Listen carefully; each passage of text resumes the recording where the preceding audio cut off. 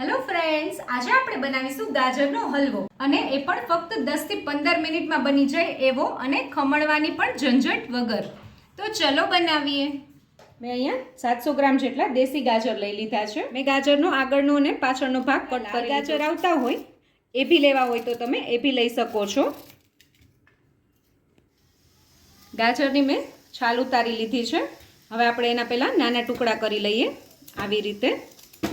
અને પછી જે આ વચ્ચેનો પાર્ટ છે અહીંયા આપણે આવી રીતે કાપો લગાવી દેશું અને એનો જે આ વચ્ચેનો ભાગ છે જાડો એ આપણે કાઢી લેવાનો છે, તમે જોઈ શકો છો. અને પછી આપણે આમાંથી આવી રીતે નાના નાના ટુકડા કરી લેશું. આજે આપણે ગાજરને ખમણિયા વગર જ એનો હલવો બનાવવાના છીએ. આવી રીતે જ આપણે મોટા મોટા પીસમાં ગાજરના ટુકડા કરી લેવાના છે.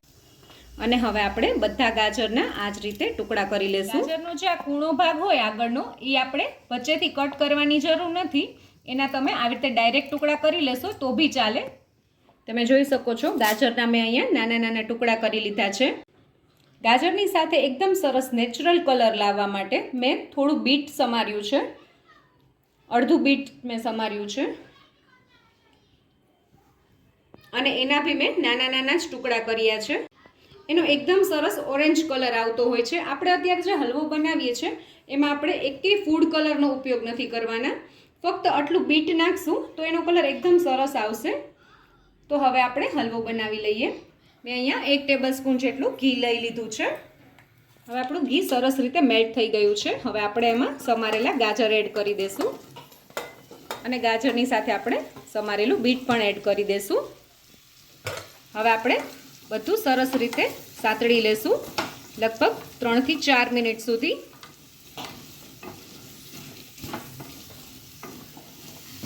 ચાર મિનિટ જેવું થઈ ગયું છે. તમે જોઈ શકો છો આપણા ગાજર સરસ રીતે સતળાઈ ગયા છે. અને હવે આપણે આ સ્ટેજ ઉપર 1 કપ જેટલું દૂધ એડ કરશું. મેં આમાં 1 કપ જેટલું દૂધ એડ કર્યું છે, તમે જોઈ શકો છો. અને અત્યારે આપણે આમાં સુગર એડ નથી કરવાની, ફક્ત આમાં 3 વિસલ કરી લેવાની છે પહેલાં આપણે. હવે આપણે ઢાંકણ ઢાંકીને 3 વિસલ કરી લેશું. હવે આપણે કુકર ખોલીને જોઈ લઈએ. તમે જોઈ શકો છો આપણા ગાજર એકદમ સરસ રીતે બફાઈ ગયા છે. હવે આપણે એક ગાજરનું આવી રીતે લઈએ અને આમ ચેક કરી લઈએ તો તમે જોઈ શકો છો એકદમ સરસ રીતે મેશ થાય છે. હવે આપણે ગેસની ફ્લેમ ચાલુ કરી દઈશું અને નેક્સ્ટ પ્રોસેસ પણ આપણે કુકરમાં જ કરશું. મેં અહીંયા 125 ગ્રામ જેટલી ખાંડ લઈ લીધી છે, એને આપણે હલવામાં એડ કરી દઈશું. અને આપણી ખાંડ ઓગળે છે એની સાથે જ આપણે પહેલાં આવી રીતે ખાંડને હલાવી લેવાની. અને હવે મેશરની મદદથી આપણા જે ગાજર અને બીટ છે એને સરસ રીતે મેશ કરી લેશું. તમે જોઈ શકો છો એકદમ સરસ આપણા ગાજર ને બીટ મેશ થાય છે. તમે જોઈ શકો છો આપણી ખાંડ ઓગળવા માંડી છે અને એનું પાણી બી સરસ બળી ગયું છે. હવે આ સમયે આપણે આમાં 3 ટેબલ સ્પૂન જેટલો મિલ્ક પાવડર એડ કરશું, કેમ કે આપણે આમાં માવાનો પણ ઉપયોગ નથી કરવાના અને મલાઈનો પણ ઉપયોગ આપણે નથી કર્યો, એટલે આપણે મિલ્ક પાવડરનો ઉપયોગ કરશું. આપણો હલવો એકદમ સરસ માવાદાર જ લાગશે. હવે આપણે સરસ રીતે હલાવી લેશું. અને તમે જોઈ શકો છો ગાજર અને બીટ એકદમ સરસ રીતે મેશ થઈ ગયા છે. અને હવે આપણે એલચી પાવડર થોડો એડ કરી દઈશું અને બધું સરસ રીતે મિક્સ કરી લેશું.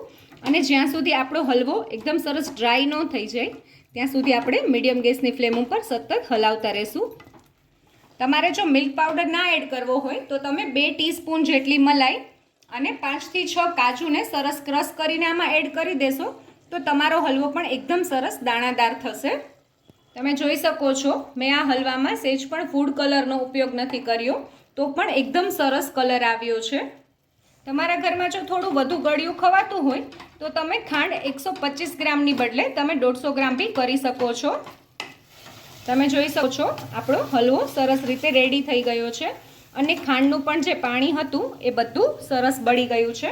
હવે લાસ્ટમાં આપણે ½ ટીસ્પૂન જેટલું ઘી એડ કરશું, જેથી કરીને આપણા હલવાનો ટેસ્ટ એકદમ સરસ આવશે. અને હવે આપણે હલવાને સર્વ કરી લઈએ. તો તૈયાર છે આપણો ગાજરનો હલવો. જો તમને મારો આ વિડીયો ગમ્યો હોય તો મારા વિડીયોને લાઈક કરજો, શેર કરજો અને મારી ચેનલ કુકિંગ વિથ ઉમા પુરોહિતને સબસ્ક્રાઇબ કરજો, જેથી કરીને આવા નવા વિડીયો હું તમારી સાથે શેર કરી શકું.